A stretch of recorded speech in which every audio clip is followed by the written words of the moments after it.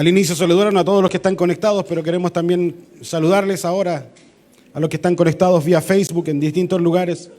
Que el Señor les bendiga. Gracias por estar aquí también, los que hoy han podido llegar aquí a casa de Dios. Que el Señor les bendiga a cada uno de ustedes. Queremos bendecir a aquellos que llegaron a las 10 de la mañana y esperaron hasta las 12. Otros por lo menos llamaron antes, preguntaron. Pero damos gracias al Señor por esa paciencia practicada hoy día en la mañana. ¿Cómo han estado? ¿Bien? ¿Pasando momentos difíciles? Nadie. Oh, qué bueno. Están todos bien. Excelente. Qué buenísimo. No sé por qué nosotros los cristianos somos así como medio cuadritos. ¿Cómo están, hermano? Amén. Y yo no sé qué significa estar amén, ¿no? Así. Demasiado cuadradito, igual que en el colegio. ¿Sí? Decían tu apellido, Ronald Veragua, amén, pastor, más encima le decíamos el profe. Somos medio cuadraditos en esas cosas, pero... Quiero compartir una palabra del Señor con ustedes. Los niños pueden ir a su tiempo de niños hasta los 8 años, los más grandecitos no. Así que pueden salir ya hasta los 8 años. Abra su Biblia, espero que haya traído su Biblia y haya traído su Biblia cargada. Ponga su Biblia en modo avión. ¿Ya sabe ya qué significa? Marcos, me mira el Marcos, no, el libro de Marcos, capítulo 8, versículo 34. Marcos 8, 34. La palabra que quiero compartir con ustedes hoy se llama la cruz. Y obviamente vamos a hablar de Jesús y lo que implicó, lo que significó el morir en la cruz. Y una de las cosas hermosas que nosotros debemos entender es que nosotros no solo recordamos la muerte de Jesús, sino que siempre está asociada a recordar la muerte y la resurrección de Jesús. La cruz es el recordatorio del sacrificio que hizo, pero la tumba vacía es el recordatorio de que Él sigue vivo. Así que eso nunca debemos olvidarnos. Cuando alguien nos diga, sí, pero Jesús murió. Sí, murió, no es problema. Pero al tercer día dice la Escritura que volvió a la vida, resucitó. Marcos 8:34 dice así, la Nueva Traducción Viviente. Entonces llamó a la multitud para que se uniera a los discípulos y dijo, si alguno de ustedes quiere ser mi seguidor, tiene que abandonar su propia manera de vivir, tomar su cruz y seguirme. Quiero recalcar esta última parte que dice, si alguno de ustedes quiere ser mi seguidor, o alguien quiere ser un discípulo de Jesús, o alguien quiere seguir a Jesús, tiene que abandonar su propia manera de vivir, tomar su cruz y entonces seguirme. Señor, queremos que tú nos hables por medio de tu palabra y te pedimos, Espíritu Santo, que tú ministres nuestros corazones, que hables a nuestras vidas en aquellas áreas que tú precisas que nosotros entendamos que tenemos que cambiar o agregar o quitar de nuestras vidas. Y por sobre todas las cosas, que al terminar esta reunión vayamos a casa diciendo, esto habló mi vida Dios y en esto es lo que tengo que ponerme en práctica la palabra que hoy has de enseñar a nuestras vidas o recordarnos o amonestarnos a través de ella. Gracias, amado Dios, en el nombre de Jesús. Amén. Semana Santa nos recuerda entonces el sacrificio de Cristo y la resurrección de Jesús, pero también nos recuerda que cada uno de nosotros, de una u otra manera, indirecta o directamente, está relacionado con ese día del sacrificio de Jesús. Porque somos sus seguidores. ¿Cuántos de aquí aman a Jesús? ¿Cuántos de aquí están siguiendo a Jesús? ¿Cuántos de aquí están dejando su manera de vivir para mostrarle a Jesús que están siguiéndole? Ahí bajaron un poquito los amenes, pero no importa. ¿Y cuántos todos los días toman su cruz y siguen a Jesús?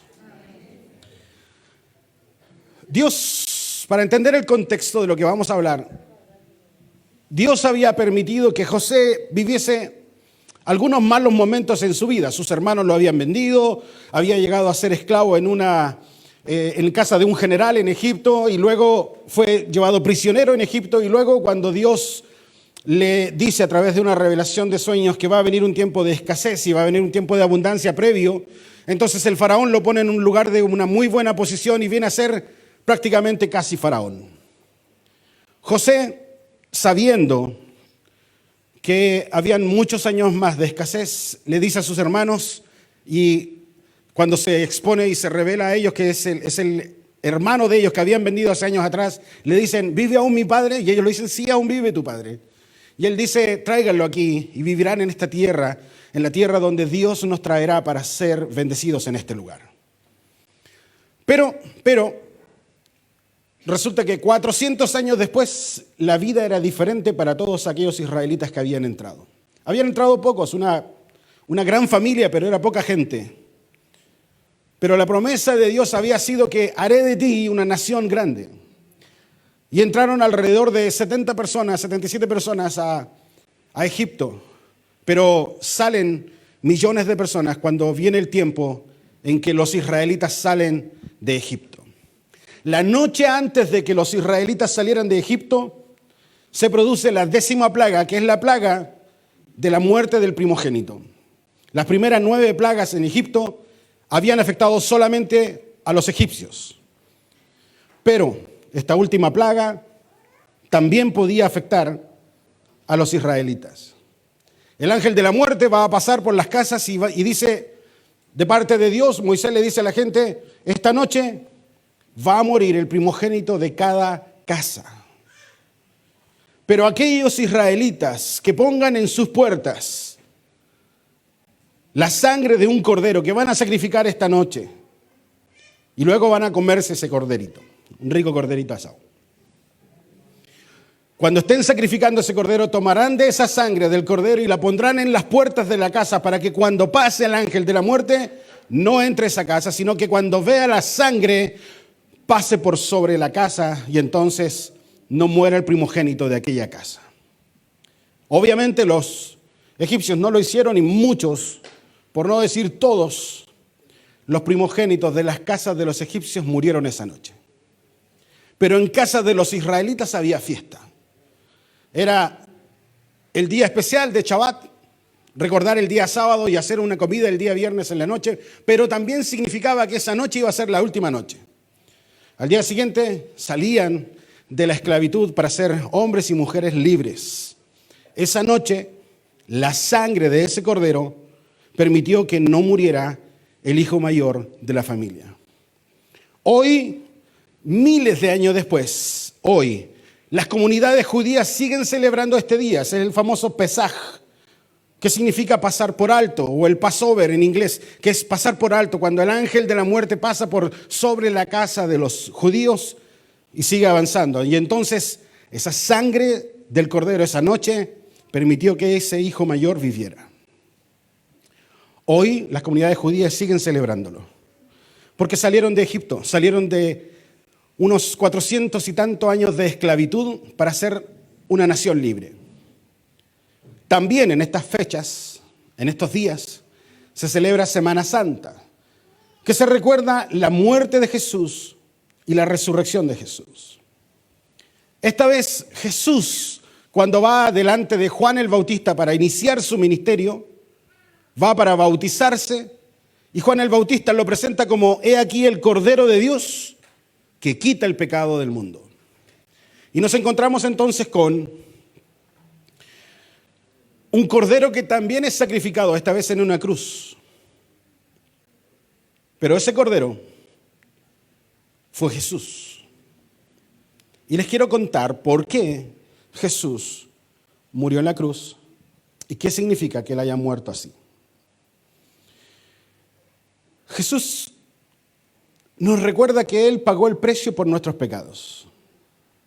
Todos nosotros sabemos hoy en día, a través de la historia, de que Adán y Eva pecaron y entonces la humanidad quedó separada de Dios y no pudimos conversar con Dios como lo hacíamos antes del pecado, que era una conversación directa con Dios. Dice la Biblia que literalmente Dios bajaba desde los cielos y venía y se paseaba con Adán y Eva y conversaba con ellos en el huerto del Edén. Dice literalmente la Biblia aquello, que Dios se paseaba en el huerto y conversaba con ellos.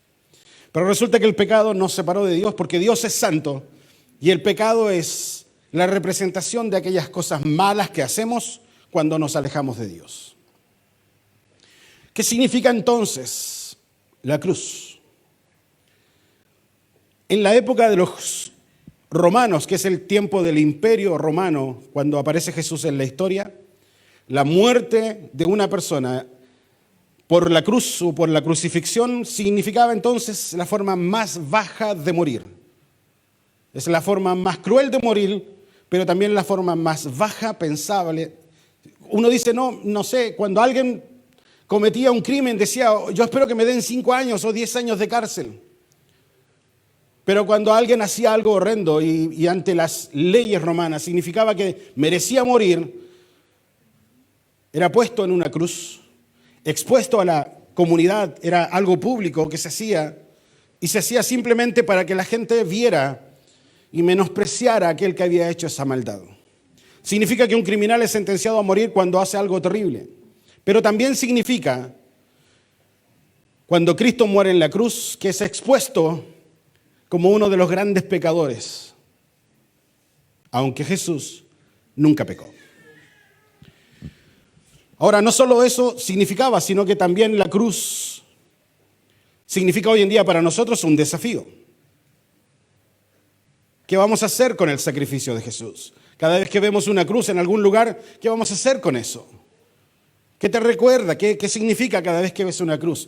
Cuando uno viaja al extranjero y está disfrutando de vacaciones en el extranjero y ves por ahí una bandera chilena, ¿qué emociona? Emociona estar en cualquier país y de repente ver una bandera chilena y uno dice, mira, nuestra bandera nos representa, eso nos trae recuerdos, nos devuelve a casa, a nuestra experiencia de ser chilenos o extranjeros en cualquier país. Pero cuando vemos la cruz hoy en día, ¿qué significa para nosotros? Es, ¡oh, qué linda la cruz! Y no produjo nada.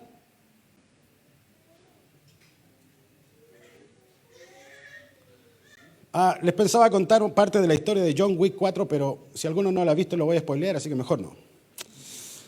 Yo creo que la mayoría de los que están aquí han visto esa película que hablaba acerca de libertad de los escoceses, de William Wallace, cuando muere gritando la última palabra para salvarse. Le dicen, mira, renuncia a tu pensamiento y vas a ser libre. Y le dijeron simplemente, renuncia a ese pensamiento. Y él, en vez de renunciar a eso, teniendo la última posibilidad para salvarse, él grita libertad. Y entonces le cortan la cabeza. Jesucristo podría no haberse puesto en la cruz. No necesitaba estar en la cruz. No merecía estar en la cruz. Él no había pecado, pero estaba ahí pagando el pecado de otros. Y aunque él podía haber dicho algo para no estar en la cruz, y a pesar de eso, cuando conversa con Dios y le dice, Dios, si puede no morir, ojalá no pueda morir, pero no quiero que se haga mi voluntad. Cuando Jesús dice a sus seguidores, el que quiera ser mi discípulo tiene que negarse a su manera de vivir y tiene que vivir a lo que yo quiero que vivan, es porque Él ya lo había experimentado. Él estaba en el cielo, tranquilamente siendo Jesús, y de repente Dios dice, necesito que uno de nosotros vaya a morir abajo. Y Jesús dice, ¿y quién va a ir? Y me imagino al Espíritu Santo y a Dios mirándolo, como en esas películas cuando dicen, ¿en serio? No me miren, yo no quiero ir. Pero esta vez Jesús dice, ¿en serio? ¿Y quieren que yo vaya? Yo voy. Me encanta la idea. Mostrar el amor a la gente que no lo merece. Ir y morir en pecado, aunque no cometa pecado. Pagar el precio y morir en una cruz, aunque yo no haya hecho nada para estar en la cruz. Me interesa, dijo Jesús. Y entonces aparece el famoso texto de Juan 3:16 que dice que Dios amó tanto a la humanidad que envía a su Hijo a morir por esa humanidad.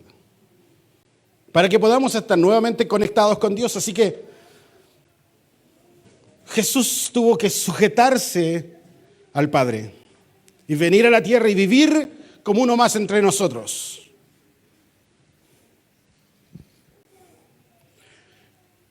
Nunca dejó de ser Dios, pero siempre fue 100% humano. Por eso es que tuvo hambre. Y en algún momento dijo, tengo hambre.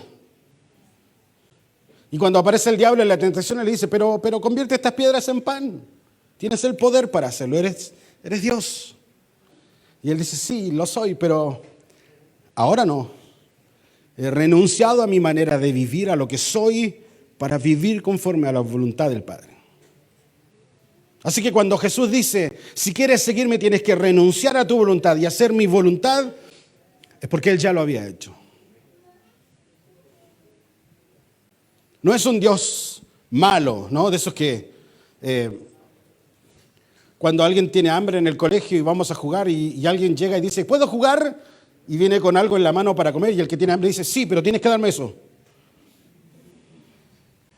Dios no es así. No tenemos que hacer nada para pagar el precio de la salvación. Él pagó todo. Por eso que la gracia de Dios es entender que la salvación, el volver a estar conectados con Dios, es algo que Él hizo. Él nos conectó con Dios. No quiero ir a la iglesia porque soy un pecador. Está pagado ya eso. Es que si voy a Dios, ¿qué voy a esperar de Dios? No sé si Dios me va a amar. No sé si Dios me va a perdonar. Ya te amó, ya te perdonó. ¿Y qué tengo que hacer? Nada. Solo recibir el regalo de la salvación. Solo decir, Jesús entra en mi corazón. Es como decir, aquí está el regalo. ¿Quién lo quiere? ¿Y cuánto vale? Es gratis. Pero algo tiene que costar. Hay una letra chica. Los chilenos sabemos de eso, ¿no? Siempre hay una letra chica abajo. No hay nada que hacer. Ya está todo arreglado. Es que yo no soy digno de recibir ese regalo. Sí, pero cuando lo recibes, te vuelves digno. Es que si yo toco, eso se va a ensuciar. No, es al contrario. Cuando tú lo toques, tú te limpias.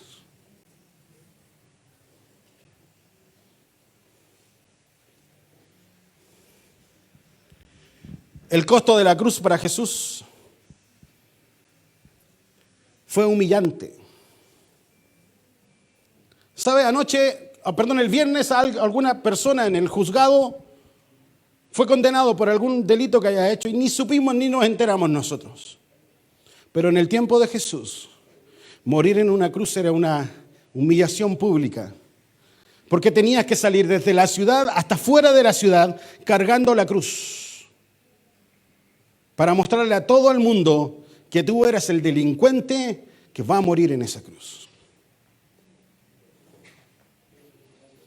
Eso significaba la cruz. Cuando alguien veía pasar a alguien en una cruz, no decía, oye, mira, van a ir a hacer un adornito. No, eso significaba. Y un niño chico le preguntaba al papá, papá, ¿qué significa eso del caballero con la cruz?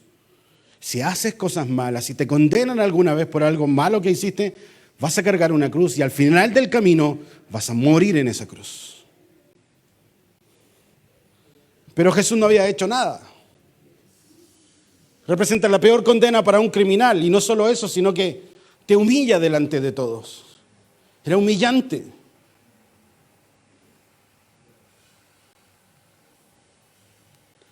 El castigo romano implicaba que tenían que castigarlo con golpes de varas o de azotes al condenado antes de morir, para que con los azotes se debilitara físicamente, para que con cargar la cruz llegara más débil todavía al lugar donde iba a morir y cuando lo crucificaran, sufriera. Porque la muerte de la cruz es por sofocación.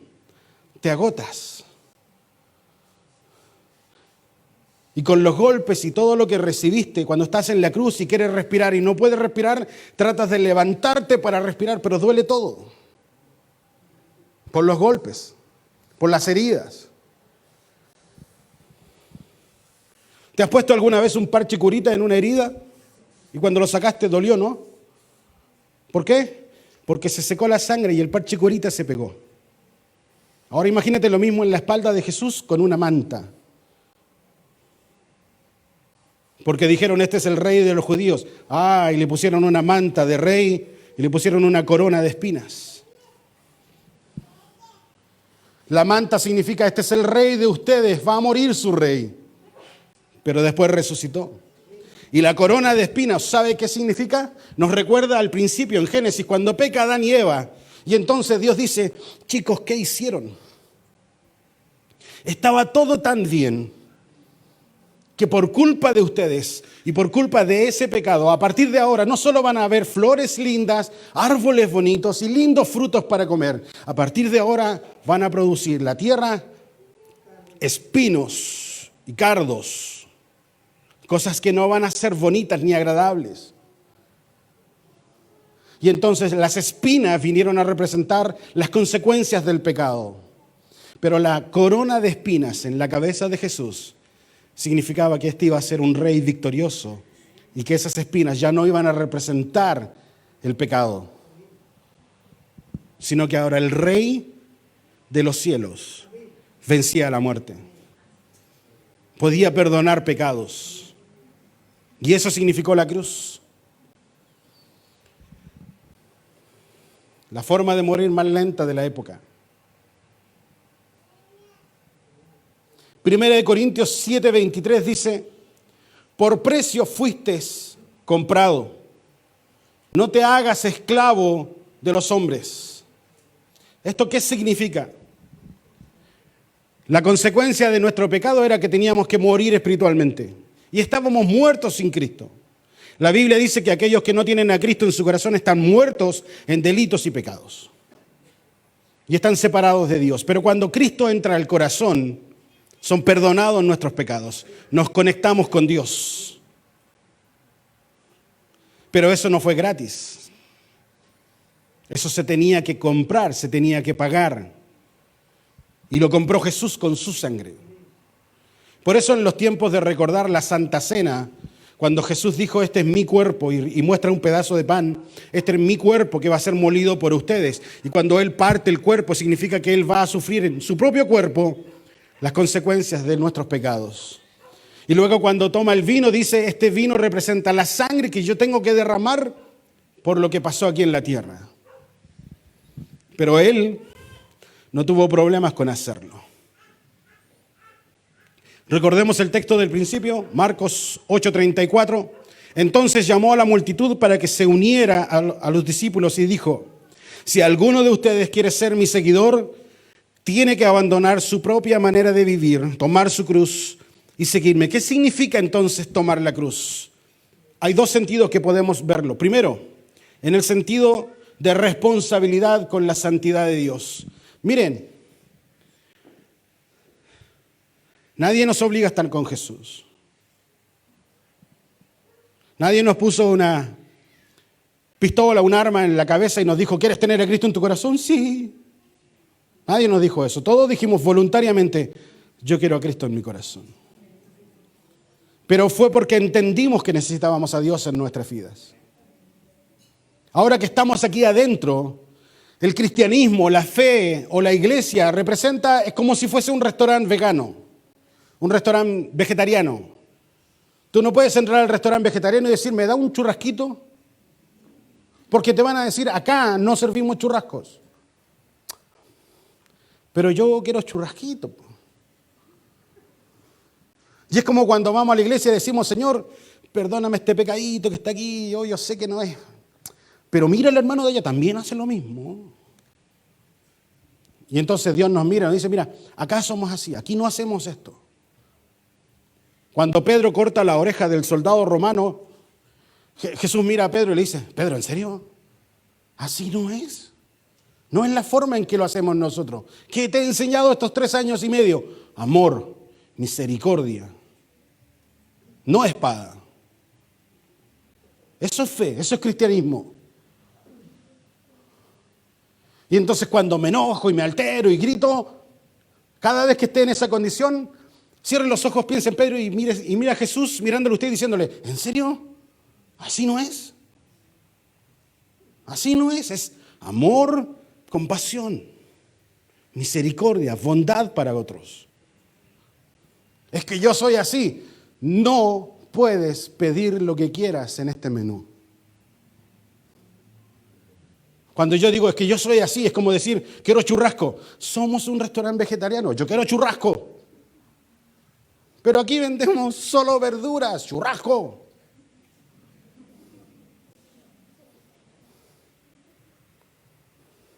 Por eso algunos vienen a la iglesia, vienen al Señor, conocen el amor de Dios y luego dicen: me voy. No quiero hacer lo que aquí hacen. No quiero hacer la voluntad de Dios. Y algunos se alejan de Dios. Otros vienen aquí y empiezan a comer lechuga y dicen, ¡ay, que está rico! Claro, les encantaba el costillar y el lomo y las entrañas. Ay. Pero ahora es verduras, legumbres. Y a veces no nos gusta porque estábamos acostumbrados a otras formas de vivir la vida. Pero ahora que estamos con Dios, esta es la nueva forma de vivir. Es que yo no estoy de acuerdo. Nadie te obliga a entrar al restaurante. Es que yo creo que en la iglesia uno debiera hacer estas cosas. Vaya a buscar esa iglesia que le guste, que le sirva. Aquí lo que es pecado se llama pecado. Esto no agrada a Dios. Sí, pero es que igual uno podría así mentir, así como que estoy sin pega para que me llegue el bono. Eso es pecado.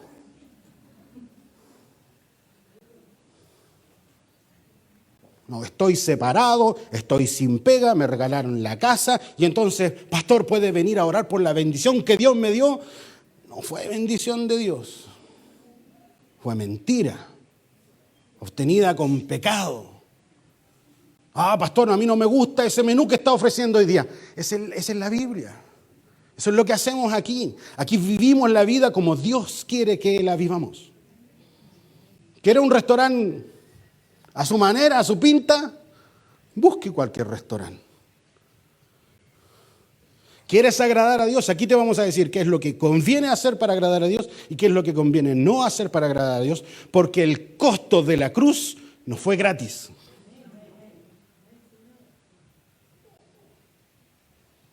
Te pegas en un dedo y mejor no digamos qué decimos.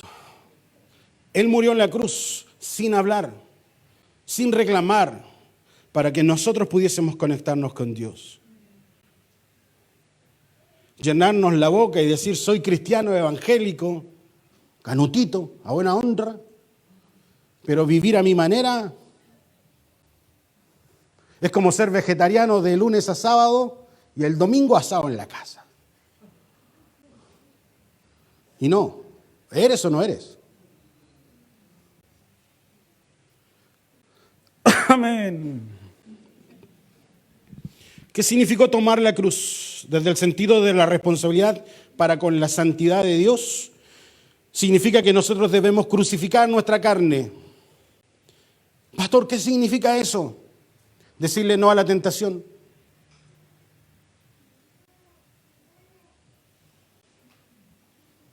No sé cuáles son tus áreas de tentación, pero tienes que aprender a decirle no a la tentación, decirle no al pecado. Significa alejarse del pecado regalón. Pastor, ¿quién va a tener un pecado regalón? Es una forma de decir aquel pecado que todavía me está costando dejarlo. Estoy en el proceso de dejarlo. Porque hay pecados que son fáciles de cambiar, así. No hagamos más esto. Y uno dice, amén, listo, nunca más. Pero hay cosas que van a costar cambiar, dejarlas. Pero hay que dejarlas. Y entonces poco a poco hay que ir dejándolas. Y no nos podemos pasar 50 años dejándolas.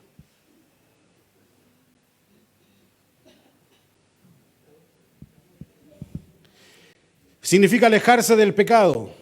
¿Qué significa alejarse del pecado, pastor? Bueno, aléjate de aquellas cosas que te llevan por mal camino. Es como aquella persona que tiene problemas con, no sé, drogas y siempre pasa por ese lugar donde venden drogas y uno le dice, ¿y por qué no caminas y te das la vuelta de manzana?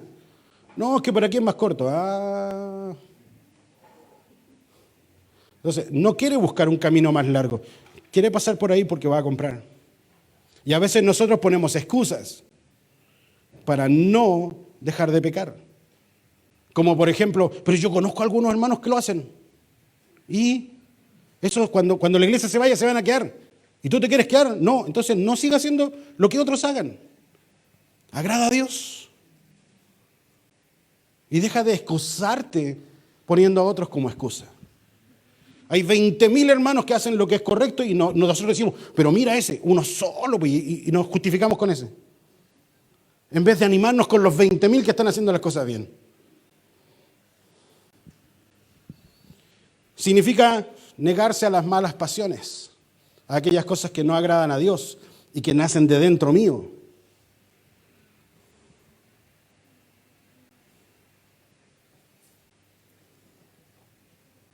Pastor, no me quedó muy claro, muy clarito ese último punto. ¿A qué se refiere?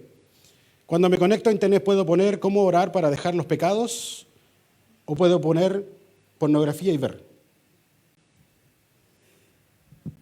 Tú decides si va a ser una bendición o no lo que vas a hacer.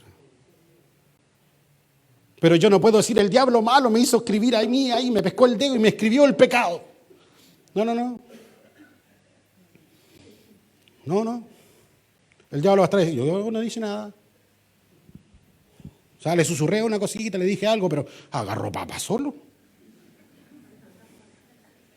Prende con agua.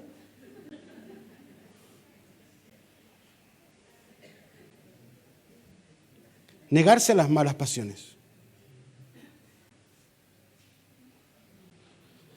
En el sentido de la gratitud, el sacrificio de la cruz nos tiene que llevar a vivir una vida de agradecimiento continua a Dios.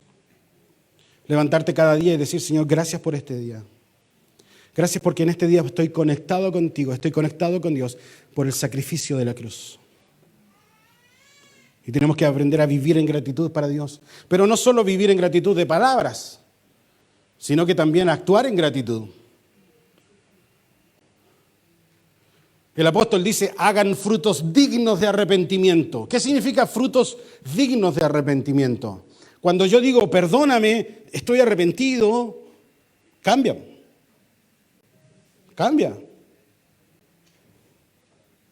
Porque arrepentirse todos los días, al final después se vuelve un deporte. Hay que cambiar el corazón, hay que dejar que Dios cambie las cosas de dentro. Señor, nunca más pornografía, yo lo quiebro este tablet y lo quebra. Y mañana en la pega, oye, préstame el celu un ratito. Mientras no cambie el corazón. Va a quebrar un montón de tablets, de computadora, tele, todo lo que pueda quebrar. Y mañana, papi, necesito un computador para hacer tareas. No, eso es del diablo. No es del diablo. Si no aprendemos a dejar esas pasiones desordenadas, malas pasiones que nos llevan al pecado, nos vamos a asustar.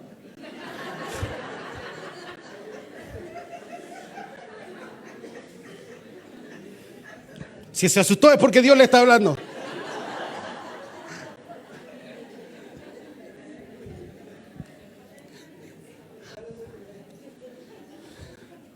Quejas y reclamos con Samuel González de arriba.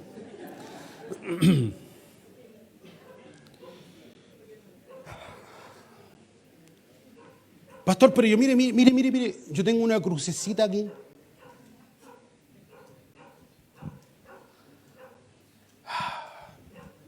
¿De qué sirve una cruz si mi experiencia con Dios no refleja esa cruz?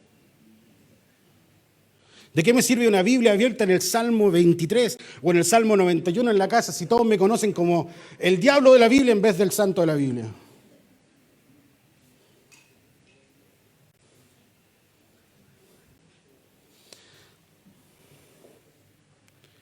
Para concluir, ¿qué significa la cruz para nosotros? Puedes abrazarla y enfrentar tus luchas y vencer. Segunda opción, puedes ignorarla y hacerte como que no escuchará el domingo. Incluso la tercera opción es, puedes rechazar la cruz. No estoy ni ahí con Dios. No me interesa estar con Dios. Las dos últimas opciones, ignorarla o rechazarla, te separan de Dios. Si hoy mueres abrazando estas cosas, de rechazar a Dios o ignorarlo, significa una eternidad sin Dios. Pero si abrazas la cruz voluntariamente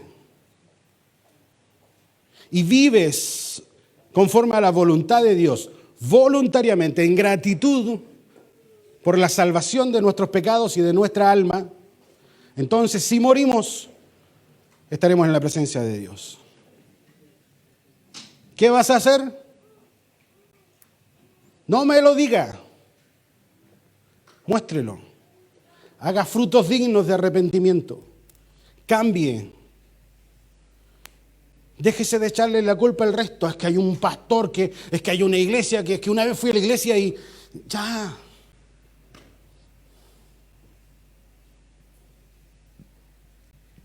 Abraza la cruz y vive para Dios.